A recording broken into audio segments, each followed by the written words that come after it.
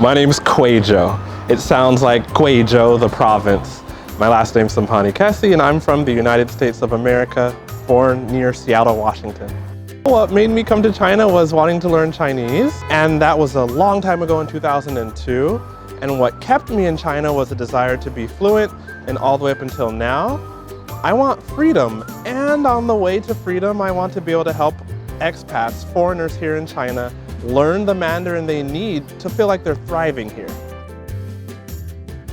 What attracted me to Chinese in the first place?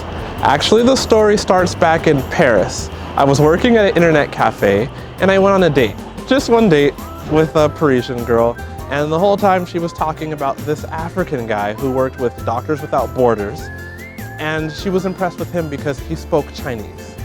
And so I never got that second date with this girl, but something stuck in my mind. Beautiful French girl, you need to learn Chinese. So, no joke. So I was still working in Paris and I bought myself a Chinese book, and I would go to work and in the evenings I would read that Chinese book. China is this mystery to somebody in the States. Maybe they're expecting chopsticks and beautiful women in cheap-pal dresses everywhere. I don't know, but I feel that because China's mysterious, we don't really know about Chinese culture, and it's going to be a true adventure. But you know what?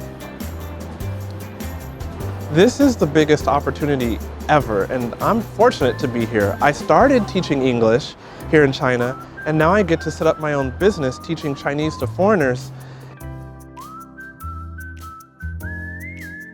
Learning Chinese is super hard, especially if you are a speaker of a language that has an alphabet, okay? It's probably the hardest thing you're ever going to do in your life because they have characters. And when you look at a character, there's no way to know how that character sounds.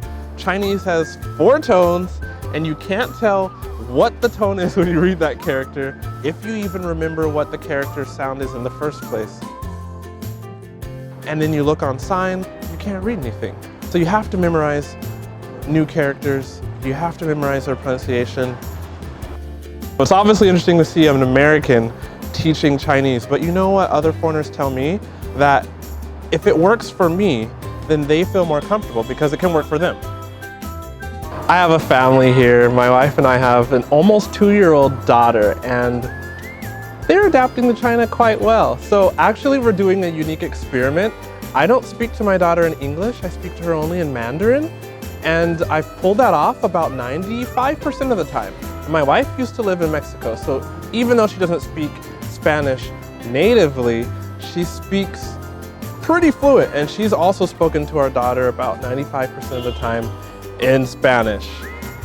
So now our daughter can understand Chinese and Spanish, and it actually works. She speaks Mandarin and Spanish.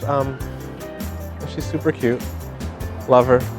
We'll probably stay here for about 10 years, so we're planning on putting our daughter in school, in Chinese school, up until about 2nd grade, because we're serious about integrating into China, not just living here and speaking English and being in our foreign bubble, but I really want our daughter to understand a bit of Chinese culture. And I'm not Chinese.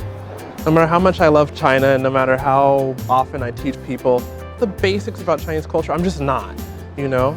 But she can kind of be Chinese by going to a Chinese kindergarten and going to elementary school.